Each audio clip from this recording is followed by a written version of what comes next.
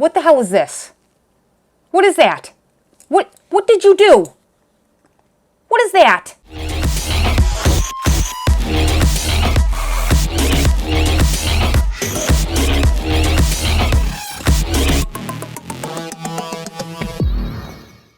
Welcome back, endurance nerds. We're here for workout number 5 of Zwift Academy Road, and when I donned this t-shirt, I was already done adulting for the day. That sentiment has since been codified, and I'm finding it difficult at this point to use my polite words. I'm going to make every effort to do so, but I make absolutely no promises at this point. So we're going to talk about this workout, as I have a very difficult time containing this unadulterated frustration I have with workout number 5. Workout number 4 had me disappointed because the workout was so close to pretty much flawless execution and just shy of being a really good workout. I was disappointed. This workout kind of has me angry. I'm having a hard time even wrapping my head around what happened here. It's really like they spoiled a perfectly good workout.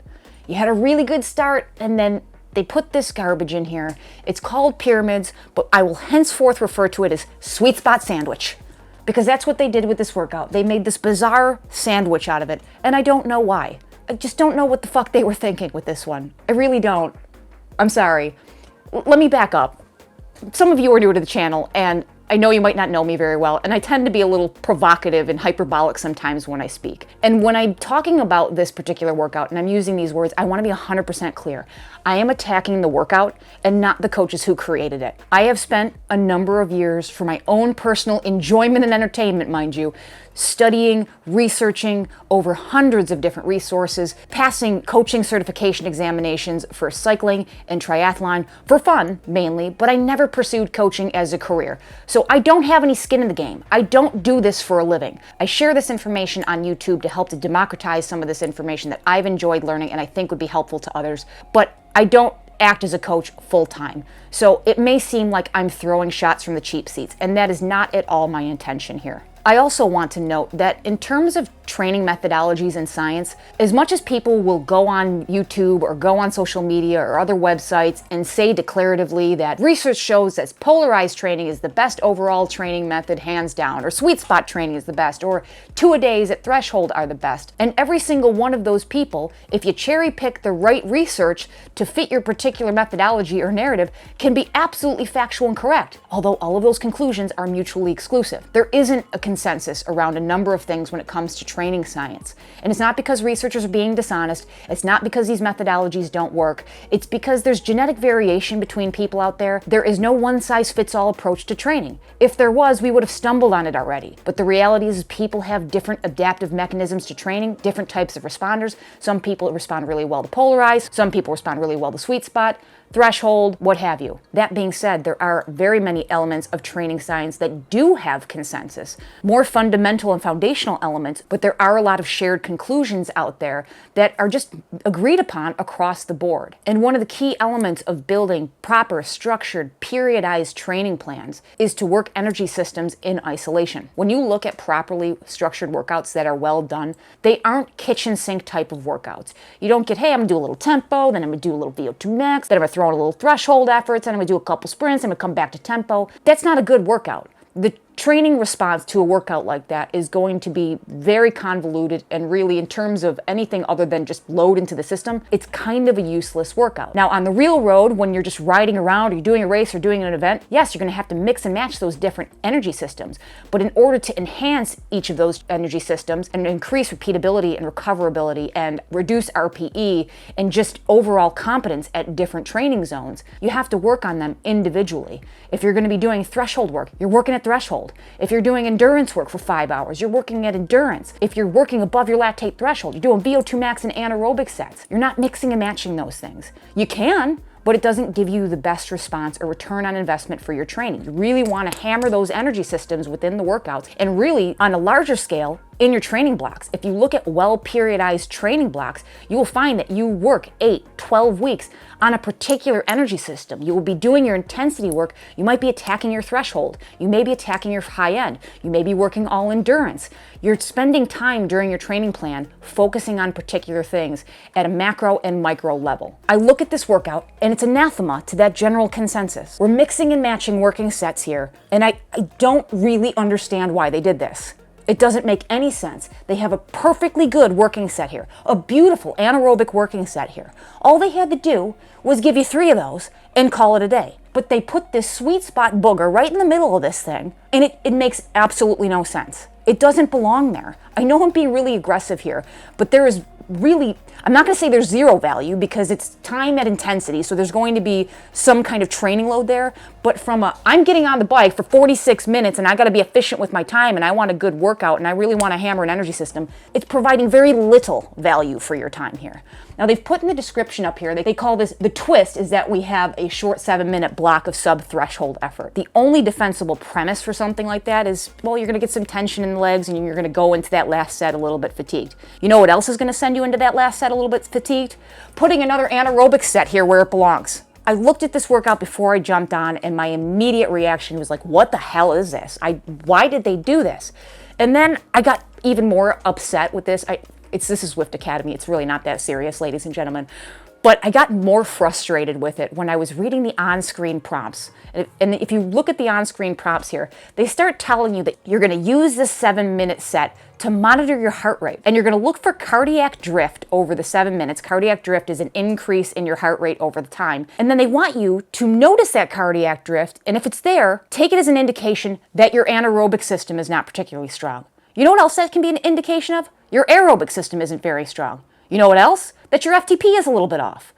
You are not going to take a 7-minute aerobic set in the middle of 2 anaerobic working sets and make any kind of conclusion whatsoever that you need to do more anaerobic work. You probably do need to do more anaerobic work, but it's not because your heart rate started to drift upwards during the middle of that interval. Especially not after 3 minutes and 30 seconds worth of anaerobic work. Even if you're brand new to training, it's very likely that you can at least get through those first 5 intervals there and not be completely blown to smithereens. It's just a poorly designed workout. I just think it's dumb. And again, this is not directed at the coaches. I am sure they are perfectly competent human beings. I know that they are because they designed the workouts for 2021, and those workouts were actually pretty darn good. My biggest criticism for those workouts is they really weren't particularly accessible to beginners. They had the right idea then. All they had to do was add the shorter variants for those workouts, and we'd have a done deal. Do a couple of tweaks and redesigns for 2022 to freshen it up, you would have had a great program. Speaking of the shorter version of the workout, take a look at this right here. This is as close to non-value added as I can really think of for a workout. This rant is probably for another day, but I'm just going to preface what I might talk about in my debrief. A lot of these shorter workouts, they just put very little effort or thought into it. They literally copied and pasted this workout and deleted a couple of blocks from the end. Instead of kind of resizing this a little bit and maybe making the warm up a little bit shorter, maybe shortening this down to 3 or 4 intervals and then a shorter break and then another 3 or 4 intervals, they literally just lopped off the end of it. There's really no value in doing that. It's not very efficient for your time. From a load perspective, when you look at TSS over time, especially for the longer workout, it's not that bad. You're looking at 54 TSS in 46 minutes. Really not terrible when you're just looking at the load in the vacuum. But you know what else would have been another good 54 TSS in 46 minutes? Putting another anaerobic effort in there. I'm sorry, I guess this is the hill I'm going to die on. I'm really frustrated with this workout. I really wish that they would have done better with this. This is another workout that had the potential to be the best workout. This is a great working set right here. I'll talk through these in a second. This is pretty awesome. All you had to do was put this in there 3 times, even if it was only 46 minutes. This will burn people's legs up pretty bad, and it's going to create a pretty decent training response for people intermediate and even advanced if you designed it properly. And it's a miss for me. I have some theories as to why some of these workouts seem to be a lot more distilled, and it seems like there might be less thought put into these workouts over last year. I'm not calling these workouts objectively bad. I've seen actual bad workouts. It's just, this is the Zwift Academy and I was hoping for better and there were a few bad decisions made, but it's not like you'll get nothing out of this workout. And please don't misinterpret this as this workout's gonna be a cakewalk. I think many of you will find it difficult. I really do. I mean, these sets are gonna be challenging. It'd be more challenging if you had 3 of them because that last set is really where you reach for those gains. But the entire benefit of the workout is not completely negated. I don't want to discourage people from going ahead with the workout. I'm just criticizing the structure here and letting people know the things that they should be looking for as they move forward in their training journey. Let's talk through the structure though. I'm going to start with the longer version as usual, and the shorter version is identical. You just cut off everything from the green booger forward. So we've got that standard ascending warm-up, 8 minutes, 40% of your FTP to 80% of your FTP, followed by 3 minutes of recovery at 55% of your FTP. Now the working sets here are pyramids in terms of time, and you're going to be doing each one of these intervals at the same power value. So you're going to move your way up in time and move your way back down in the shape of a pyramid. Your on efforts are going to be done at 130% of your FTP, and your recovery efforts are going to be done at 55% of your FTP. So you're going to do 30 seconds on, 30 seconds off, 45 seconds on, 45 seconds off, 1 minute on, 1 minute off. Then you're going to go back on down the pyramid or down the ladder, whatever you want to call it. 45 seconds on, 45 seconds off, 30 seconds on, 30 seconds off. So you can see there's a 1-to-1 ratio of working set to rest. That's a great way to kind of start with these anaerobic types of efforts. These are going to pinch. These are going to be hard. This is a type of workout that I can certainly endorse being a little bit more liberal with that bias slider. Not too aggressive. They should feel like you're about to bleed out of your eyes. They're going to feel like somebody's stabbing you in the leg with an ice pick. These are not easy. These are anaerobic. But if you're to the point where you can't physically turn the pedals over, that you just don't have enough force production, you got to turn that bias down. And if you're breezing through these, you're going to have to turn that bias up. So you want to adjust this workout to you and tailor make it to you a little bit more than I would have recommended in the previous sweet spot and threshold level efforts. Following that first set, you're going to get 5 minutes of recovery at 55% of your FTP. Then we're going to cover the sweet spot sandwich, the innards, the green booger, as I've been referring to it. That's going to be 7 minutes at 90% of your FTP. It's not going to feel great when you've already got some lactate built up in your legs, but it should be manageable. It's still sub-threshold, but it's going to pinch a little bit. Sweet spot doesn't feel lovely. It's not a walk in the park, but it shouldn't be impossible for you to do. But as I mentioned in the last workout, and I feel like they're kind of trying to get at this, but they're really not articulating it, or they're articulating it backwards. If you are one of those people who's hyper-reliant on your anaerobic system to do aerobic work, and you've already started to deplete some of your anaerobic stores, you may find that this is a difficult interval here. But not because you need to do more anaerobic work necessarily, but it's because your aerobic system sucks. That's why looking at your heart rate is not going to have you draw any viable conclusions. I would honestly just ignore that. I mean, you should always be observing things like heart rate and other biometrics that will help you learn more about your training, but it's not going to lead you to the conclusions that this workout is telling you that it will. It's really frustrating to me. Again, I try not to attack the coaches. I'm sure that this was written in good faith. I just don't think it's accurate, and I don't think it's value added. Moving along. If you're doing the shorter variant, you're going to move directly into your cool down. If you're doing the longer workout, you're going to get the 5-minute recovery again at 55% of your FTP. Then you're going to repeat that working set, that pyramid, 30 seconds, 45 seconds, 1 minute, back down, 45 seconds, 30 seconds. They're going to start to pinch towards the end. Even doing the workout as prescribed, these are going to start to pinch, but you should be able to finish them. If you could add in that third set, that's really where things would start to get difficult. In fact, I could see a lot of people having that third set and starting to fail towards the end. That's good. That means you're pushing your limits and you're pushing for those adaptations. They could even modify this workout a little bit to make it more manageable for somebody more the beginner to intermediate range. Maybe you start at 130%, then you go to 125%, then 120%. Or you can work your way up the ladder throughout the 3 working sets to preserve a little energy in the beginning and save it towards the end. You're still working anaerobically, but you might not be emptying the tank quite as early. These are supposed to be challenging. There's supposed to be a risk of failure. You're supposed to be reaching for every pedal stroke when it comes to anaerobic, and I think they lobbed up this softball that's really not getting you any appreciable training benefit. It's not long enough at your aerobic zone to give you any aerobic benefit, and it's not really affecting your anaerobic system. It's just fluff. It's inefficient use of this 46 minutes of time, in my opinion, and it's less efficient use for the shorter workout for the 34 minutes of time. But I'm gonna stop kicking the dog on this one. I think you guys have heard enough of me bitching and moaning about sweet spot sandwich. Let's talk about the tips to get through this workout though, because I do still think it's worth doing to familiarize many of you with what it feels like to do these efforts, and of course to get credit for the Academy because we've gotten this far. Most of my tips are going to be surrounding the anaerobic efforts here. Number 1, sugar. Sugar. Oh, honey, honey. Have I said this before? I can't remember if I talked about sugar yet. Kidding, I know I've mentioned it a bunch of times. Because you're working anaerobically, because of all the things I've been talking about in terms of glycolysis and how your body is accessing energy, what happens when you're working up in this anaerobic zone is other unnecessary bodily functions start to shut down. Digestion and downstream of that absorption starts to shut down. Anything that is not mission critical is going to turn off to allow all of the usable energy in your body to go towards executing power. As such, the body wants to go find the fastest available energy stores that you have. It's going to try to pull glycogen from the muscles. If it can't find it there, it's going to pull it from the liver until you completely shut down. If you want to do yourself a favor, give yourself nice, readily available fuel. The easiest way to do that? Straight glucose. Gels, chews, sports nutrition.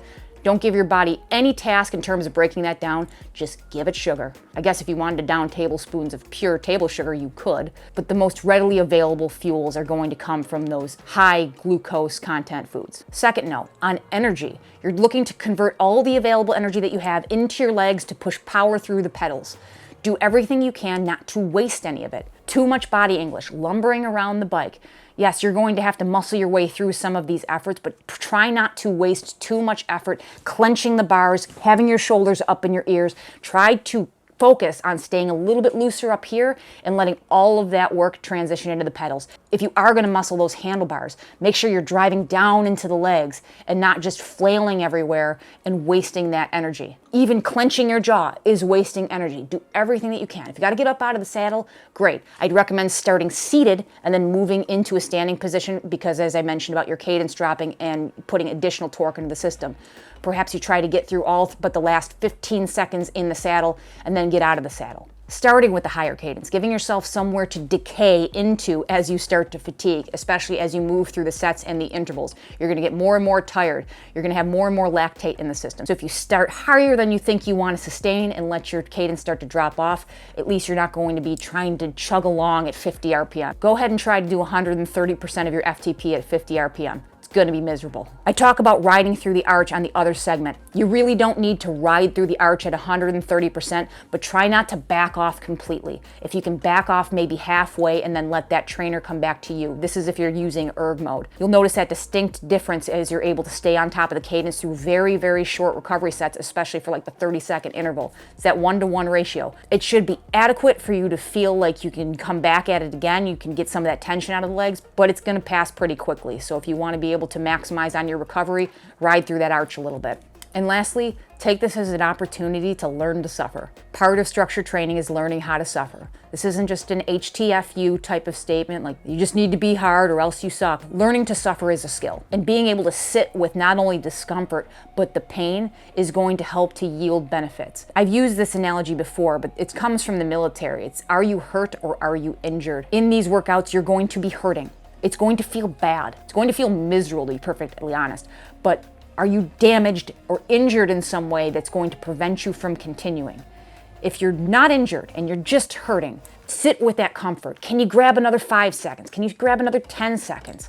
You'd be surprised how much you can do in 5, 10, 15 seconds. These intervals are not very long. And by the time you work up to that pyramid and you do that longest 1-minute effort, once you get through it, hey, I got through the longest one, the next 2 are going to feel a lot more achievable for you. Are they going to feel nice? No, but you just did that long one, so you can do the next 2. Play whatever mental games you can with yourself to get yourself through these working sets. They will be worth it.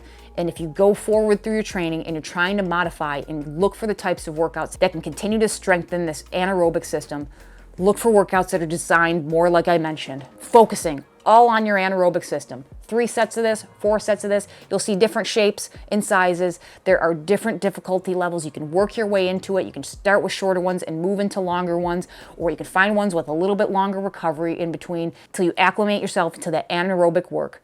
There's a lot that you can do to continue to work on this system.